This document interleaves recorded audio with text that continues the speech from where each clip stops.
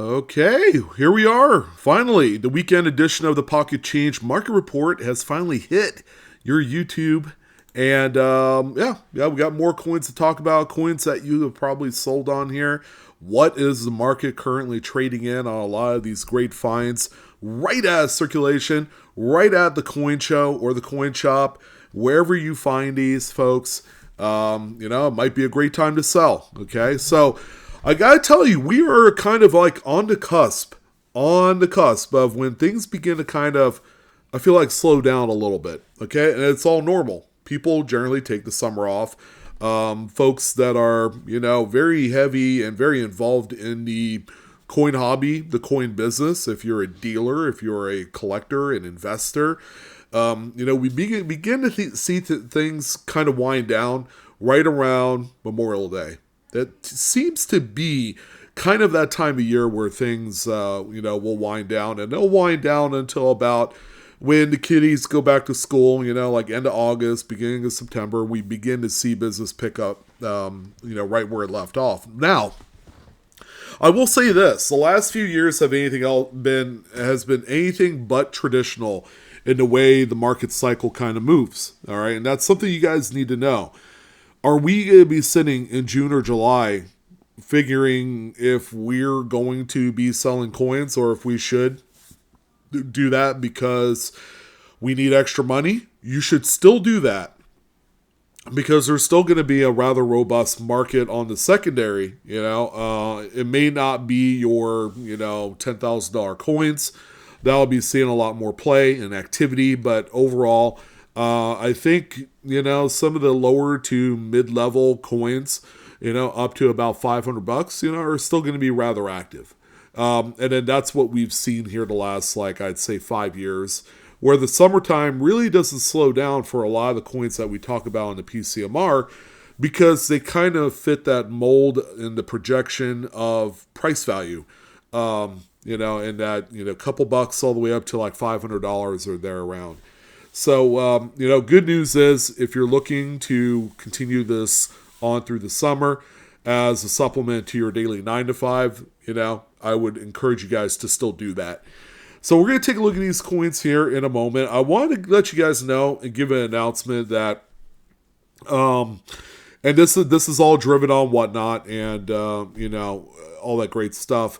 But we are going to be revisiting and kind of doubling down on one of the most successful giveaway promotions that we did last year.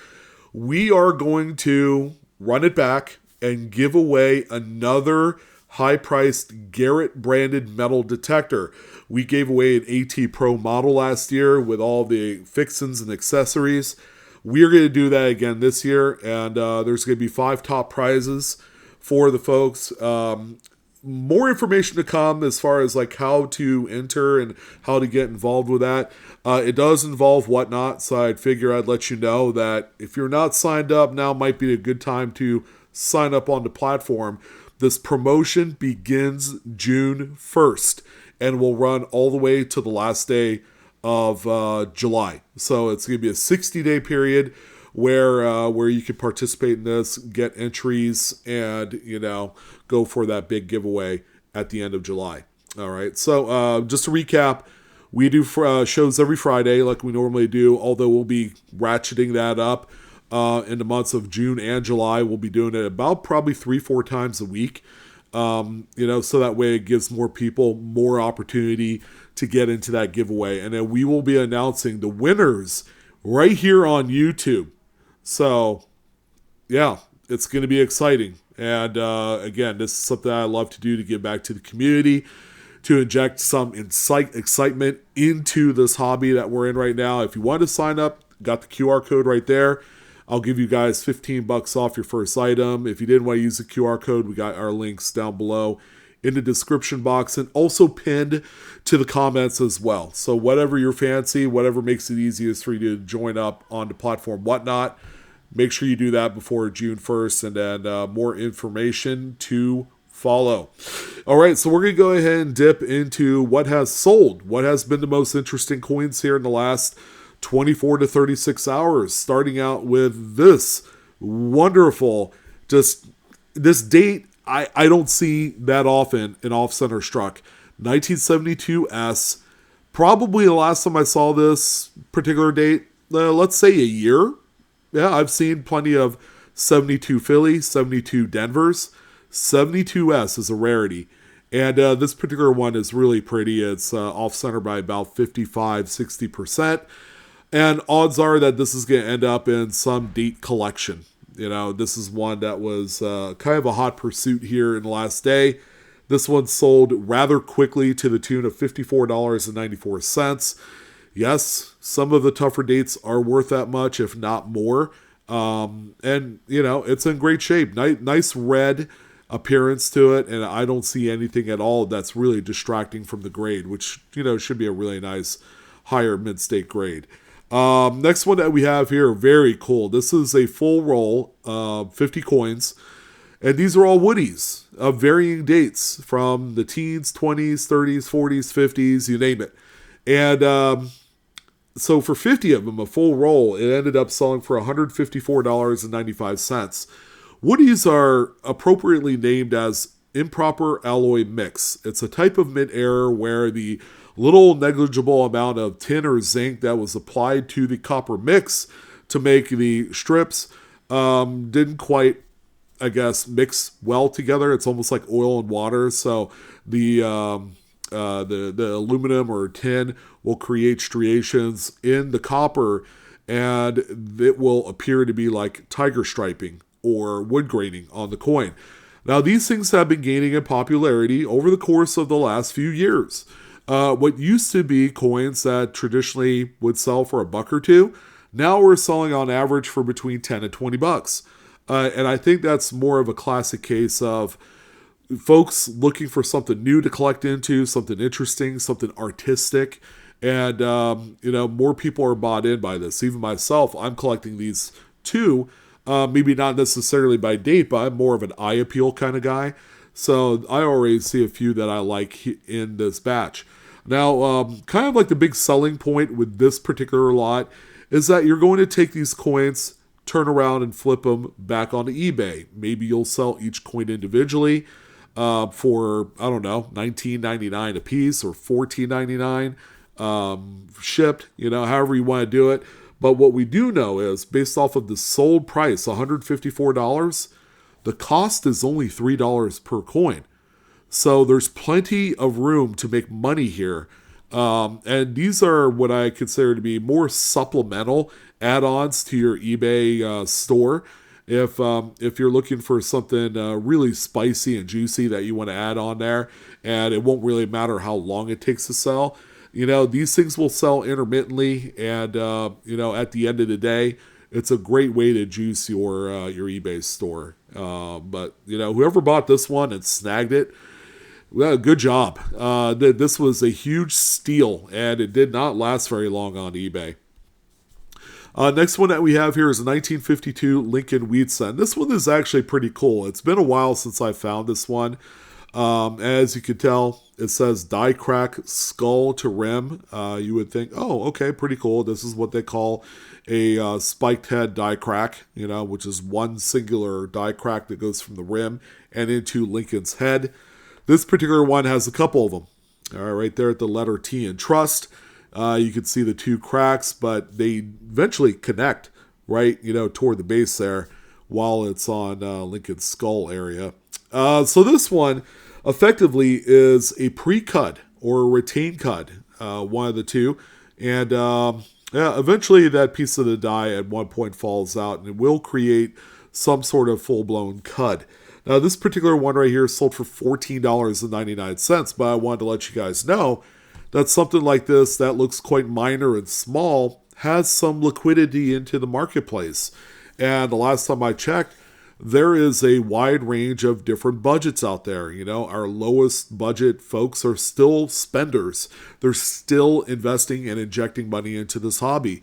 So your $5 coin you sell, your $15 coin, $20 coin, it really does not make any difference. These coins sell, all of that extra money, they kind of build up into a pot, and then, you know, you go and buy more inventory, or you pay off bills, or whatever you want to do. Again, However you see fit, make sure that you're not ignoring the little guy. The little guys, in this day and age, are injecting a lot more money collectively into the hobby rather than that individual one person that's willing to drop $500 on one coin. Not to mention that there is more net profit to be made on coins like this. So make sure you know that. If it seems too minor to list, I would say kind of check yourself. Go ahead and put it up. If it might sit around for a little while, but as long as you take great photos and you describe it accurately, eventually it will sell. And, we got to see every single instance, every single coin that gets listed as being possibilities. So make sure you take advantage of that. Next one that we have here, again, the eye is in the detail. If you're looking really closely at all these coins, you can find something pretty neat. 2012 Lincoln Shield cent. Just seems like a rather ordinary coin. I'm sure a lot of you would agree. Based off of what we're seeing here, this thing is straight out of pocket change. All right. So if you keep a very busy eye on the details of the coin, you'll come across stuff like this, which is really a strike through, is what it is. There is something on the die, whether it's a piece of metal shaving or a bristle or something to that effect. There was a foreign substance on the die, and it goes to strike up the coins. It will leave a void where that particular foreign substance is on the die. In this case, it's right over like the letter P in pluribus, right on the shield. And I'm telling you, these are not nothing. This particular coin sold for $11.04. And again, if you think that's nothing, considering that the real cost of this coin is 1 cent and someone found it in change, I mean, that's a heck of a profit margin right there. Again, take advantage of these. There's buyers for all different budgets of coins. 1985 $1 bill. There's definitely something missing here. I can't quite put a finger on it. But if you guessed the overprint was completely omitted from this note, my friends, you are correct. All right, give yourselves a pat on the back.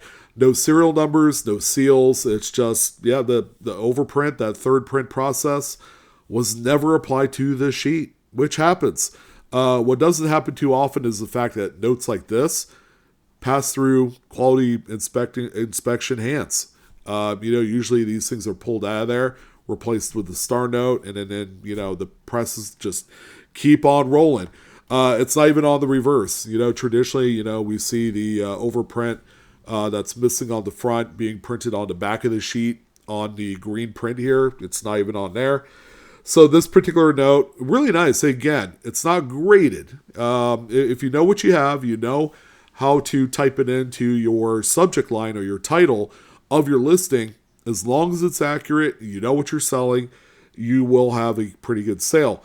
This one ended up selling for a pretty good chunk, $269.99 with 24 total bids. So this one was promoted and bid up appropriately. A lot of people were waiting to toss in a bid on this. And at the end of the day, there could be only one winner. And someone ended up paying a penny shy of $270. Beautiful note. Next one that we have here, used to be a perennial all-star back in 2020, but this is the 2020 Philly American Samoa double bat quarter. You got Mama Bat, you got Baby Bat, and you also had the Blind Bat, which is a strike through right on the Mama Bat's face. This particular one right here, we've seen this before. And this is a smaller event on these. We've seen them where they completely encapsulate the mama heads or the mama's face on these, a very large strike through. This one is no slouch. But $46 sale here on this one. If you find them, just know that, they're worth a little bit of money. And, your wallet will thank you when it's all said and done. It doesn't matter how the money comes in, but as long as money continuously pumps in and you sell things like this, that's the good stuff. This one right here is a big topic and one of a few coins this week that features some pretty dirty dies. Okay, we saw that 2012 Lincoln cent a few slides ago, which had something on the die. You could consider it to be a little bit dirty of a die. Here's another one here. You can see it right there in the date and at the truncation of Kennedy's bust and in the motto there. Yeah, the dyes were dirty. They had grease, they had dirt, metal shavings, pieces of wood, yada yada, you name it. It was pretty much that grease, by the way, on the dye is like a magnet for every conceivable loose particle that you could ask for. And the process of minting coins is not a clean kind of environment. There's still dirt on the floor. There's still dust in the air. As the mid presses are kind of like automating and all of the individual parts are moving around. There's metal shavings, so there's definitely some wear and tear there. So I'm telling you guys, do not ignore things like this. To the untrained individual, they're going to see this one as damage. Okay, and that's fine. That's kind of like the first inclination, the first kind of guess as to what we have going on here.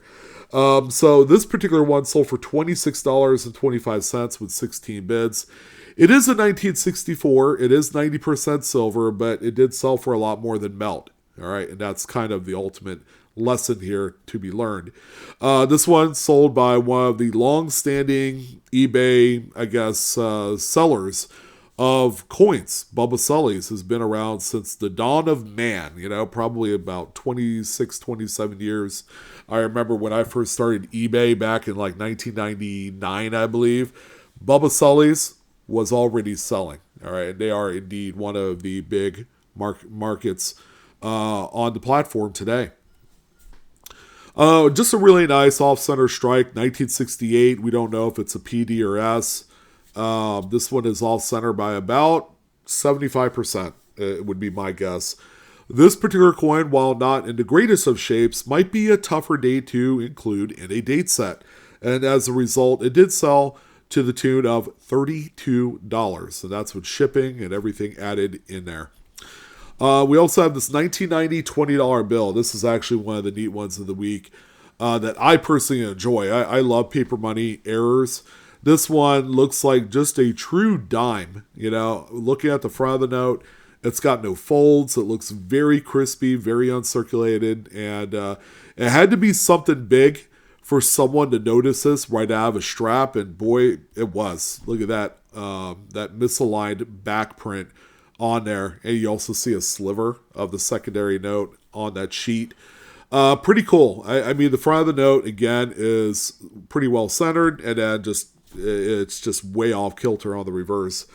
So again, if you do find stuff like this, that's really cool. This particular one hammered for $136.27. 14 total bids accumulated. We also had a number of these sell this week. I'm telling you, this is a really great error if you could find it. A 2000 Lincoln Memorial Cent. So the coin, first of all, is Broadstruck. Okay, we can see that pretty easily. But it also has an indent with a partial brockage on there as well. So we have a much better coin or set of coins coming up that best describe what we have going on here. But essentially, there was a second struck coin that overlapped this one and then was struck again. Whether it be a blank planchet or another already struck example.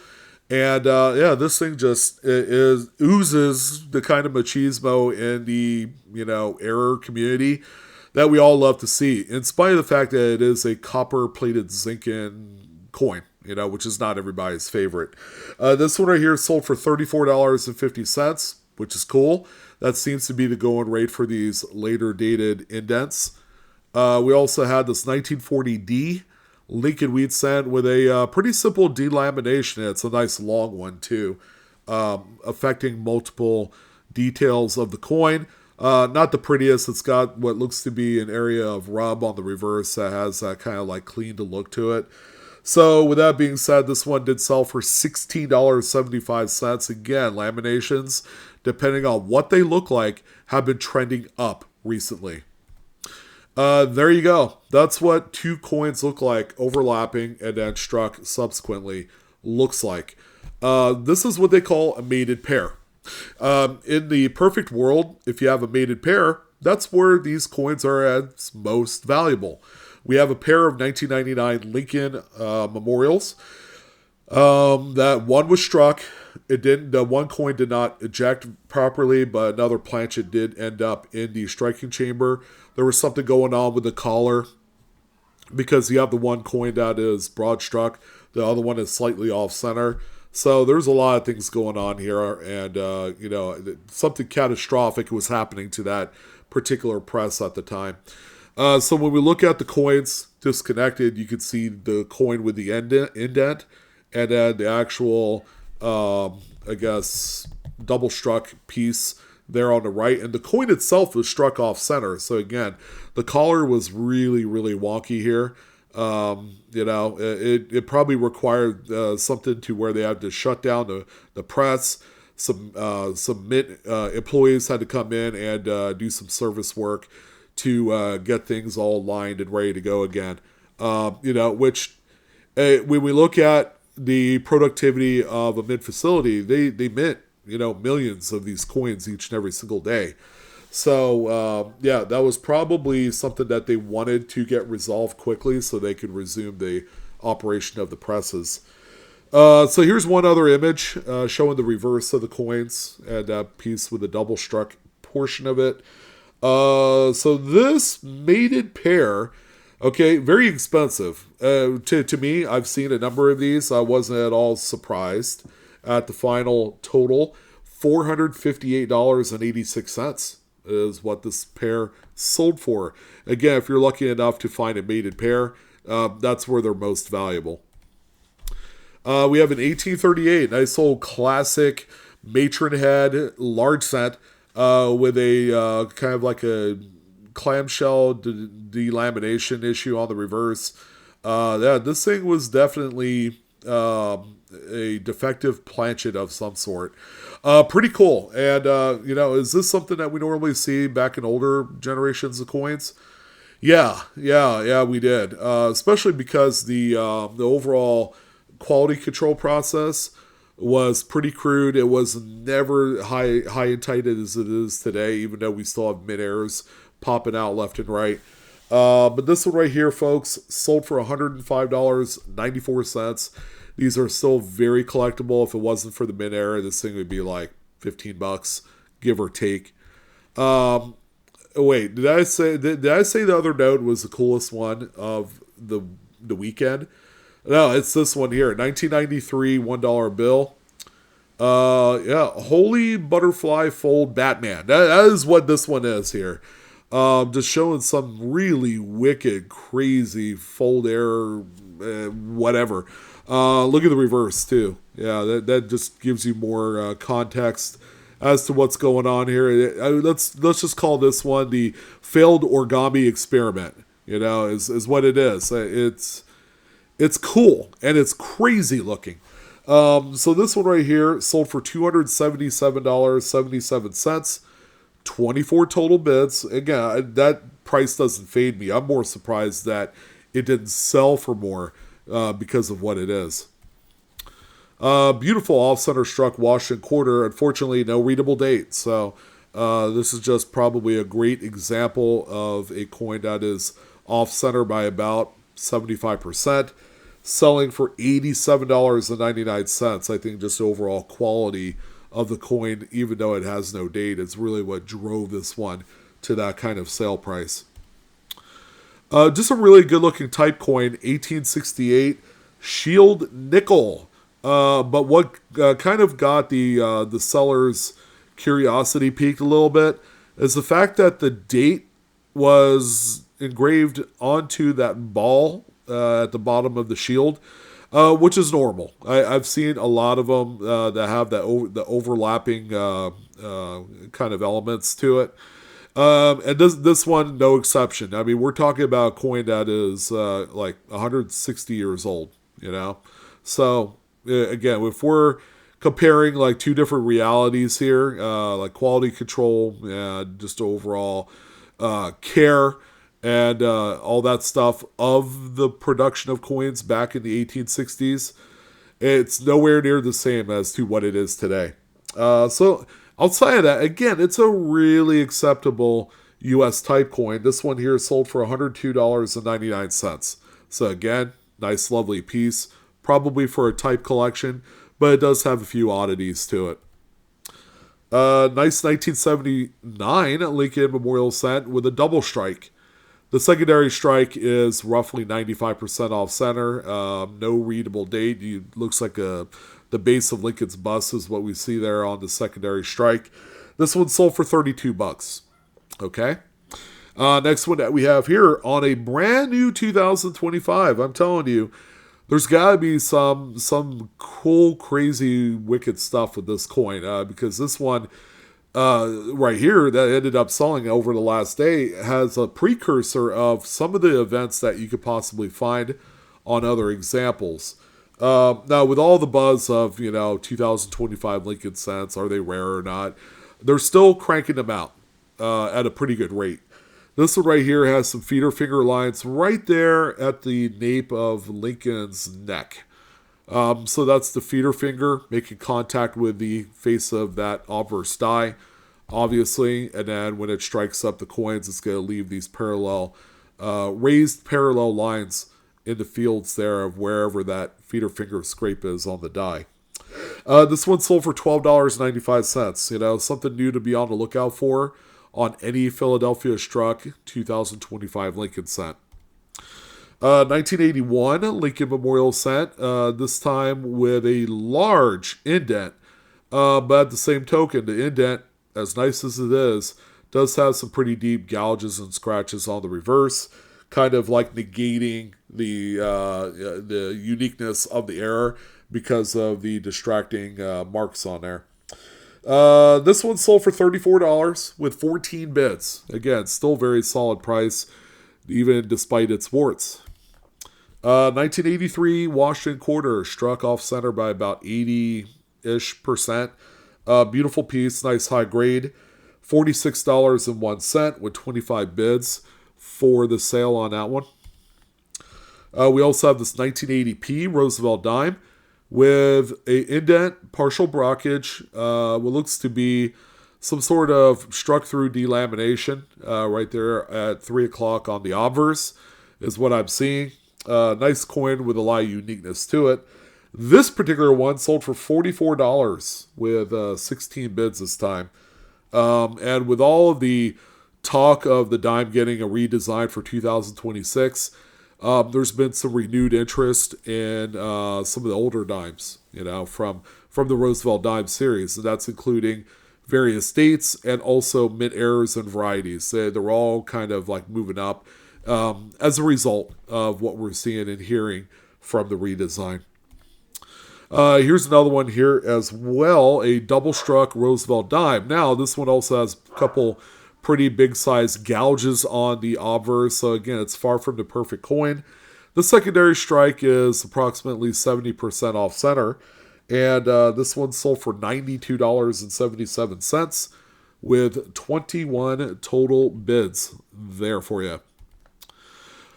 I own one of these. It's actually a 1913 Type 1 reverse Buffalo nickel. This one has the black diamond on a raised mound is what it is. Even though you don't see a date, there's only 1 year with the raised mound reverse, and that's 1913. But this one, most importantly, has a pretty big cut die break right on the buffalo's head. Yeah, that is actually a die break. And I actually have a much nicer specimen with that same die break in that same position. So this one sold for $65.64. Beautiful, beautiful piece, even in this condition. Maybe we got some shenanigans, maybe not. 1883 Liberty V nickel is actually in pretty decent shape. But there's something missing on the reverse. Normally under the wreath, either say no cents or it'll say cents. I believe this is the no cents variety, and this seeing this kind of makes sense for its time period. Some are going to speculate that this is a clogged die issue, and that's why it's missing. Or there's going to be this whole other subset of people that are saying, well, I think that was played around with, and no cents or cents was rubbed off, or ground down on this coin, which if you look at that area right under the wreath on the reverse, it kind of looks like that some of that stuff was removed because there is virtually nothing to indicate that it says no cents or cents on there. So with that being said, this one more or less an oddity. I have a feeling that if this was sent to be graded, that it will come back in a body bag because they're going to be able to see some things that we traditionally don't. And I have my feelings on this one as being not legitimate, not a legitimate error. With that being said, I mean, it did sell for $46, for if anything, someone is going to get an example of this as kind of like a reference tool, which is good. And then the last piece of the weekend, my favorite. This is the Broas Pie Baker Civil War store card located in New York City. This one is a double pairing of the reverse.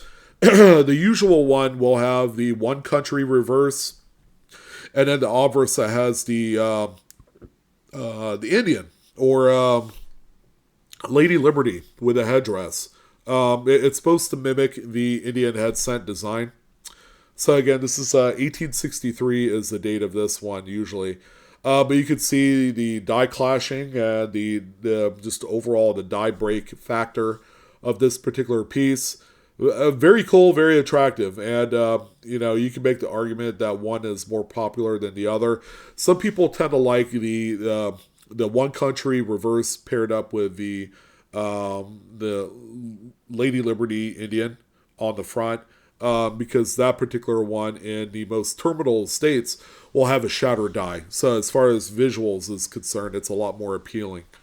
So this coin right here ended up selling for $69.95 with 10 bids. This is actually a piece sold by Steve Hayden, who is a big dealer in trade tokens, Civil War store cards, and Civil War tokens. So if you're looking for a really unique inventory and some rarities, he's the man to see on eBay because he has it all. All right, so that's going to go ahead and wrap things up for the weekend edition of the PCMR. Info in this video is for educational use only, not financial advice. Please keep that in mind. As always, collect, grade your coins responsibly. And I'm your host, Sean, with Blue Ridge Silverhound. Thank you again so much for all of your views, your support, your love for the hobby. It's undying. This is a really fun hobby to be into because you're collecting money, and money kind of like creates, the wealth. If you do it correctly and you do it with a lot of heart and fun to it, then you'll go no wrong. All right, so that's it. I'm out of here. Hopefully you guys find something neat. Maybe we could add it in to the next PCMR video if you're selling on eBay. Otherwise, I will catch you cats on the flip side. You guys take care. Keep on collecting.